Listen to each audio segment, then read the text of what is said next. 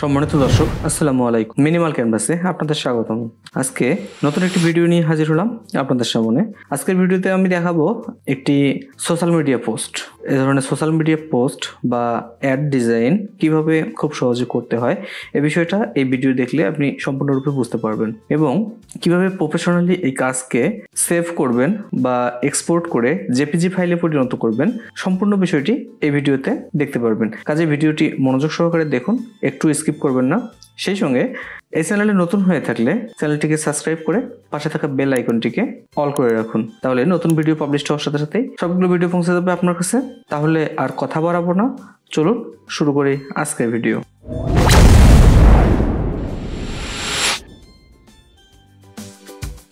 প্রথমেই অ্যাডোবি ইলাস্ট্রেটরে এসে ফাইল থেকে নিউয়ে ক্লিক করে একটি আর্টবোর্ড আমি সিলেক্ট করে নিচ্ছি।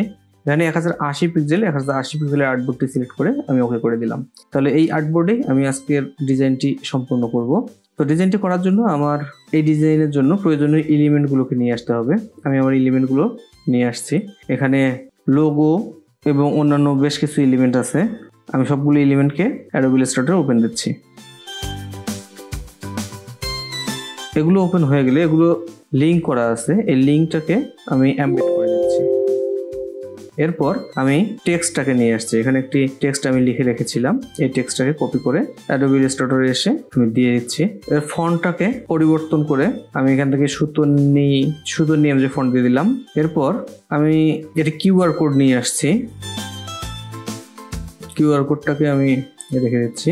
এখানে আমার বেশ কিছু উপাদান আছে, তার মধ্যে যেমন লোগো আছে, সেলফিনের লোগো। তো আমি এখানে একটি ব্যাকগ্রাউন্ড তৈরি করে নিচ্ছি। ব্যাকগ্রাউন্ড তৈরি করার জন্য রেক্ট্যাঙ্গল টুলটি সিলেক্ট করে আর্টবোর্ডের এই মাথা থেকে এই মাথা পর্যন্ত একটি রেক্ট্যাঙ্গল শেপ অঙ্কন করে নিলাম এবং এর কালারকে পরিবর্তন করে আমি যে কোনো একটি কালার দিয়ে নিচ্ছি।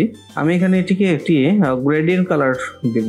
তো গ্রেডিয়েন্ট কালারের জন্য এখানে চলে আসলাম, কিন্তু আমি চাচ্ছি এটাকে অন্যভাবে একটু গ্রেডিয়েন্ট কালার দিতে। তার জন্য আমি যেটা করব, এখানে অবজেক্টে এসে ক্রিয়েট গ্রেডিয়েন্ট মেশ এটাতে ক্লিক করলে এরকম একটি উইন্ডো ওপেন হবে। এখানে রতে 4 এবং কলামে 4 রেখে আমি ওকে করে দিচ্ছি। এরকম একটি গ্রিড তৈরি হয়ে যাবে।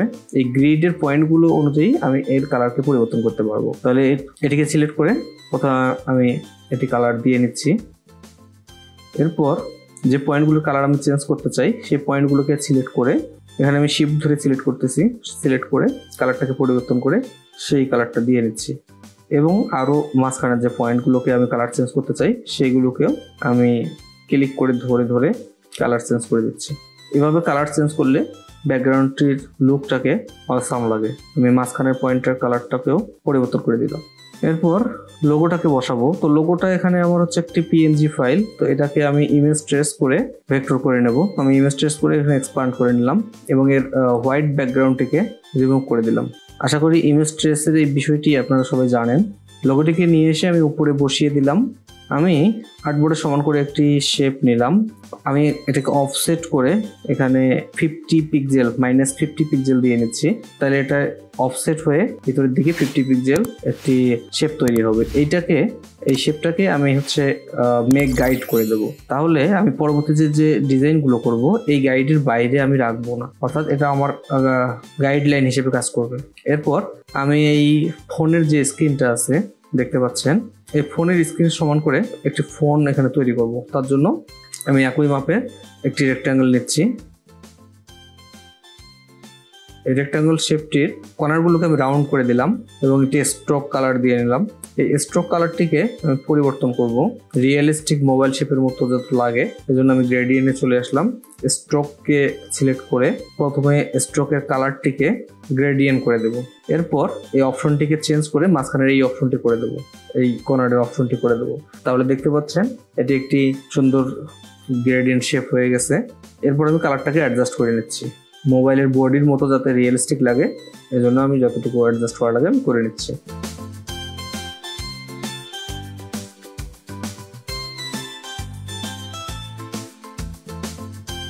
আপনারা আপনাদের মতো করে সুন্দর করে নেবেন।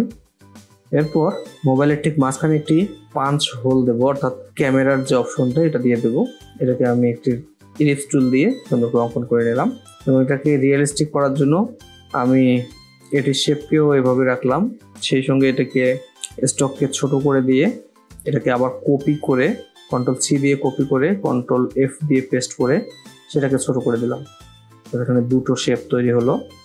রেস্টকে একটু বাড়িয়ে দিলাম, তাহলে দেখুন এটা কি একটি রিয়েলিস্টিক ক্যামেরার মতো লাগতেছে। এখন এই দুটোকে আমি গ্রুপ করে নিলাম, অ্যালাইন করে ক্যামেরাটিকে ঠিক মাঝ বরাবর বসিয়ে দিলাম এবং অ্যাডজাস্ট করে উপরের দিকে তুলে দিলাম।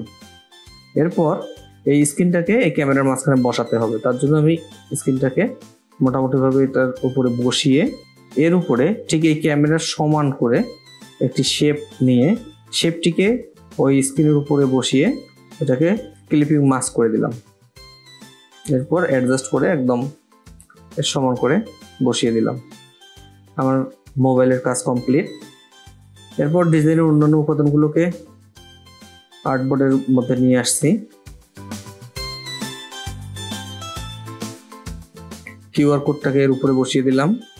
এরপর আমি এই ভিসা কার্ডের এই ছবিটিকে এখানে বসিয়ে আর একটু বড় করে দিব।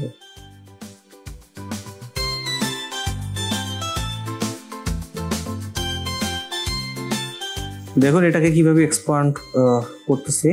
যাকে এক্সপান্ড অপশন থেকে এক্সপান্ড করে অপ্রয়োজনীয় অংশগুলোকে আমি ফেলে দিলাম। এই ডিজাইনটিকে রাখলাম, এই ডিজাইনটিকে আমি নিচের মধ্যে বসিয়ে দেব আর সেলফিনের এই লোগোটিকে আমি অন্য কাজে লাগাবো। ডিজাইনটিকে আমি এখানে বসিয়ে দিলাম এবং ডিজাইনের নিচে হচ্ছে কার্ড এবং মোবাইলের কোণা দেখা যাচ্ছে, তাই নিচে একটি রেক্ট্যাঙ্গেল শেপ দিয়ে আমি ওটা ঢেকে দেব। এই শেপের কালারটিকে আমি হোয়াইট করে দিচ্ছি এবং এই কর্নারটিকে আমি রাউন্ড করে দিচ্ছি। এটাকে আমি ওই ডিজাইনের নিচে পাঠিয়ে দেব। তার জন্য এই ডিজাইনটিকে সিলেক্ট করে উপরে তুলে নিলাম এবং এই হোয়াইট শেপটাকে এর নিচে রেখে দিলাম। তাহলে ডিজাইনটা আমার এরকম হয়ে গেল। এরপর এর সাইড দিয়ে আমি এই ডিজাইনটিকে বসাবো।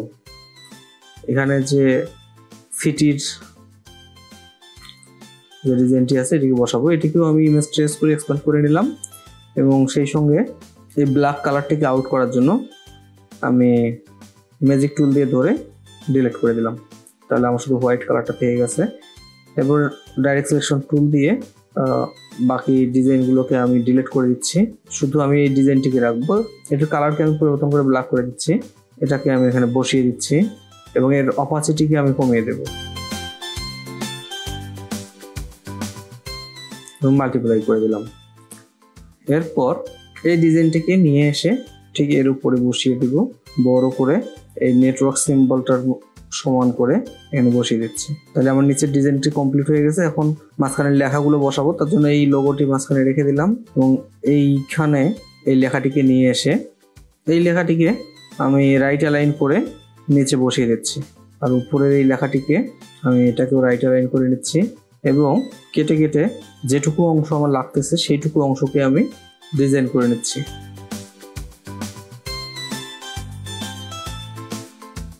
আশা করি এইসব বিষয় আপনারা খুব সহজে বুঝতে পারবেন। আমি একটি শেপ তৈরি করে নিচ্ছি। এই শেপটির মধ্যে আমি এক ট্যাপে এই লেখাটি লিখব। তো এটিকে আমি একটি গ্রেডিয়েন্ট কালার করে দিই। আপনারা আপনাদের মতো করে সুন্দর করে ডিজাইন করবেন। গ্রেডিয়েন্টের মধ্যে আমি হচ্ছে কালারটাকে এই আইড্রপার টুল দিয়ে সিলেক্ট করে দিচ্ছি এবং এই পাশের কালারটাকেও আমি আইড্রপার দিয়ে নিচ্ছি এবং গ্রেডিয়েন্টের অ্যাঙ্গেলকে আমি পরিবর্তন করে দিচ্ছি। এই শেপের কর্নারগুলিকে আমি রাউন্ড করে দিচ্ছি। এরপর এক ট্যাপে এই কথাটিকে কাট করে নিয়ে এসে আমি এই শেপের উপর বসিয়ে দিচ্ছি, কালারটিকে হোয়াইট করে দিচ্ছি। আমি এক ট্যাপে এর পাশে একটি আইকন দিব, তাই জায়গাটাকে ফাঁকা রাখলাম। ডিজাইন করার সময় খেয়াল রাখতে হবে অ্যালাইনমেন্টগুলো যেন সব সময় খুব সুন্দর হয়। যে দিক থেকে অ্যালাইন করা হচ্ছে সবগুলো অ্যালাইন যেন ওই দিকে ঠিকঠাক থাকে, এই বিষয়গুলো খেয়াল রেখে রেখে ডিজাইন করতে হবে। আশা করি আপনারা সবাই এই বিষয়গুলো খুব ভালোভাবে জানেন। আমি বলছিলাম এখানে একটা আইকন বসাবো, আইকনটাকে আমি নিয়ে আসছি। এখানে অনেকগুলো আইকন আছে, পছন্দ অনুযায়ী আপনি আপনার আইকনটি নিতে পারেন। আমি এখান থেকে এই আইকনটিকে সিলেক্ট করে নিচ্ছি। আইকনটিকেও আমি ইমেজ ট্রেস করব। উপরে ইমেজ ট্রেসে এসে ব্ল্যাক অ্যান্ড হোয়াইট লোগো করে দিচ্ছি, তাহলে এটা ব্ল্যাক হোয়াইট হয়ে যাবে। তারপর এক্সপ্যান্ড করে ব্ল্যাক অংশটাকে ডিলিট করে দিচ্ছি। এরপর এটিকে ছোট করে এক ট্যাপের পাশে বসিয়ে দেব। আমার এখানে কালারটা অ্যাডজাস্ট হয়ে যাচ্ছে, এই কারণে এটার চারপাশে একটি স্ট্রোক দিয়ে সাদা করে মানে এই শেপ থেকে এটাকে ডিলিট করে দেব। কিভাবে করছি মনোযোগ সহকারে দেখুন।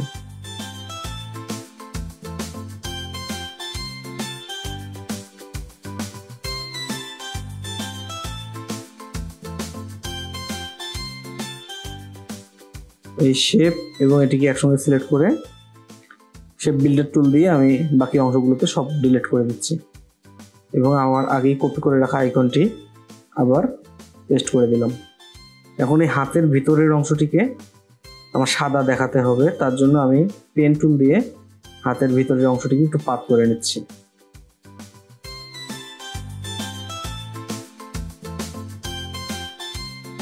এরপর এই অংশটিকে গ্রেডিয়েন্ট করে গ্রেডিয়েন্টের অ্যাঙ্গেল চেঞ্জ করে দিচ্ছি এবং এটাকে অ্যারেঞ্জ করে নিচে পাঠিয়ে দেব।